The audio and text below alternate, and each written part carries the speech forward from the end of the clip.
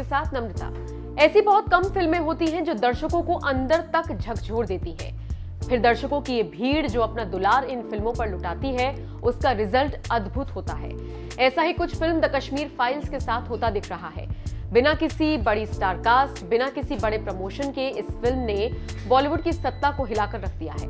महज 5 दिन में फिल्म ने शानदार आंकड़े पेश किए हैं। यही नहीं, 5 दिनों में ही इस फिल्म ने धांसू कमाई करते हुए अक्षय कुमार, रणवीर सिंह समेत बड़े बड़े सितारों की फिल्मों को पीछे छोड़ दिया है। कोरोना काल के बाद सिल्वर स्क्रीन पर पहुंची सबसे बड़ी फिल्म सूर्यवंशी ही मानी जाती है। इस फिल्म ने बॉक्स ऑफिस पर यकीनन बहुत अच्छा प्रदर्शन किया। बावजूद इसके पहले ट्यूसडे के कलेक्शन में द कश्मीर फाइल से ये मात खा गई। इस फिल्म ने पहले ट्यूसडे में कुल 11.22 करोड़ रुपए कमाए थे। वहीं अनुपम खेर की फिल्म द कश्मीर फाइल्स ने अपने पहले ट्यूसडे पर 18 करोड़ की कमाई की है। इस फिल्म ने अक्षय की फिल्म सूर्यवंशी को 5वें दिन बेहद ही बड़े मार्जिन से हराया है। अक्षय को धूल चटाने के अलावा द कश्मीर फाइल्स के आगे आलिया की गंगूबाई काठियावाड़ी ने भी घुटने टेक दिए हैं। हाल ही में रिलीज हुई गंगूबाई काठियावाड़ी ने भी बॉक्स ऑफिस पर शानदार प्रदर्शन किया। इस फिल्म ने पहले ट्यूसडे ताबड़तोड़ कमाई करते हुए 10.01 करोड़ कमाए थे।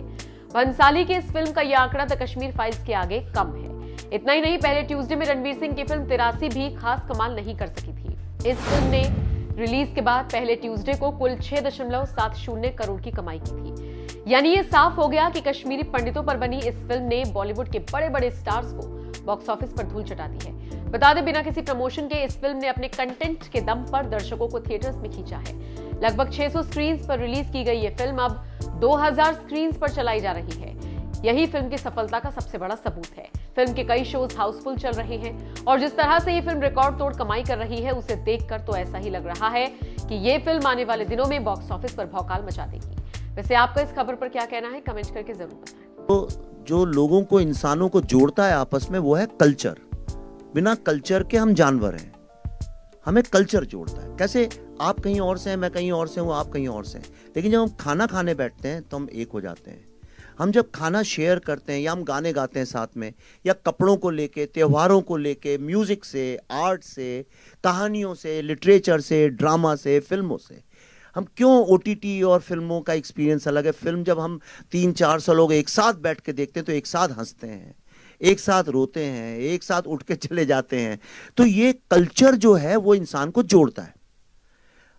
अब एक बहुत बड़ी समस्या ये हो गई कि कश्मीर में आज कल्चर के नाम पे कुछ बचा नहीं है। एक मोनोटोनिक चीज है, कोई डाइवर्सिटी। कश्मीर इतना डाइवर्स था, भारत से जगह जगह से, केरला से, बंगाल से, सब जगह से लोग वहां गए थे और वहां रिसर्च करके सब अल्टीमेटली पंडित, जिनको आज बोलते हैं पंडित मतलब the highest intellectuals and the scholars of a subject, तो वहां पे पंडितों का एक समूह बना और वो इंडिया का जितना भी रिसर्च है, 90% से ज्यादा जो इंडिया का रिसर्च है सारा वहां हुआ। इतनी डाइवर्सिटी थी। आज डाइवर्सिटी नहीं है, जीरो डाइवर्सिटी है। वहाँ म्यूजिक नहीं है, आर्ट नहीं है, लिटरेचर नहीं, खाने में डाइवर्सिटी नहीं है। मैंने खाने के बारे में एक ट्वीट किया था, मैं वेजिटेरियन हूँ तो नहीं मिल रहा था, तो मैंने कहा भाई अब नया जो कश्मीर बन रहा है इसमें वेजिटेरियन खाना भी मिलना चाहिए। तो उन्होंने फतवा इशू कर दिया मेरे नाम पे। उन्होंने कहा आप कौन होते हैं हमारे खाने के बारे में बोलने वाले। और अल्टीमेटली 20-30 सिक्योरिटी के साथ हमें कश्मीर से वापस आना पड़ा। तो ना डाइवर्सिटी है, कुछ भी नहीं है।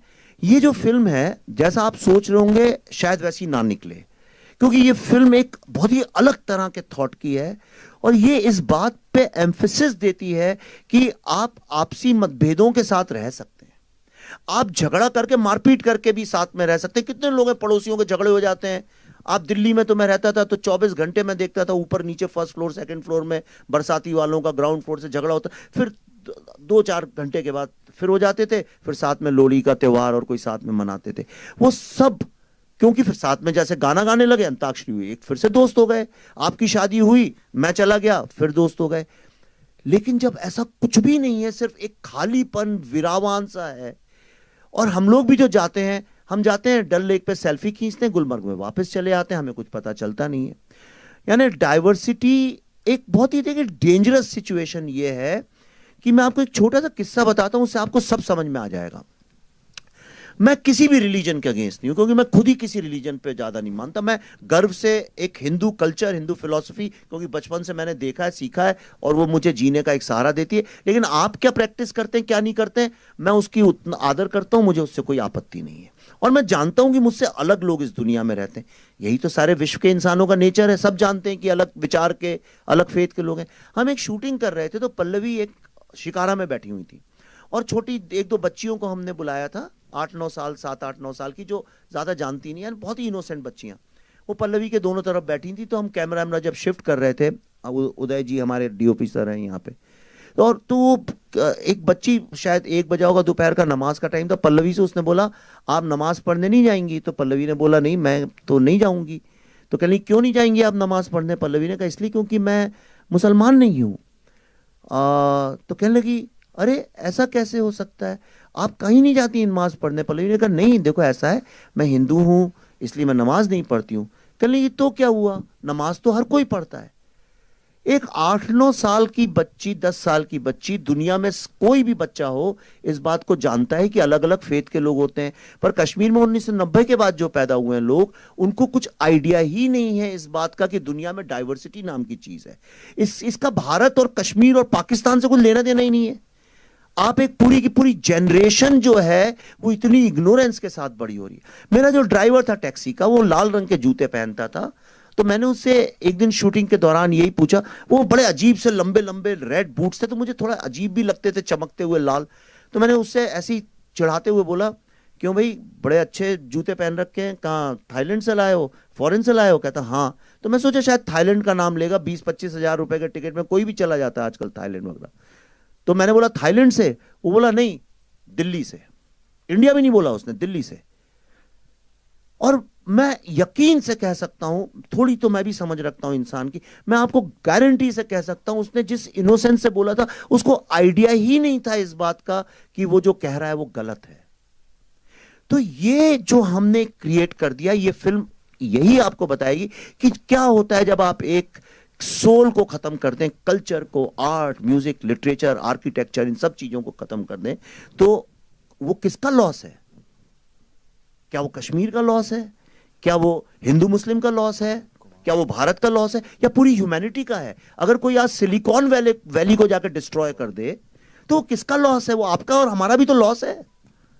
लेकिन हम तब तक उसको अपना लॉस और डेंजर नहीं समझते जब तक वो गोरेगांव या बोरीवली तक आके वो खड़ा ना हो जाए आपके सामने, या दिल्ली में गुड़गांव या फरीदाबाद तक ना आ जाए। हमारे तो किसी और का प्रॉब्लम है, देख लेंगे। पर ये फिल्म देखने के बाद अपने जीवन में मैं गारंटी करता हूं आप कभी ऐसा नहीं सोच पाएंगे। So be prepared before you see this film.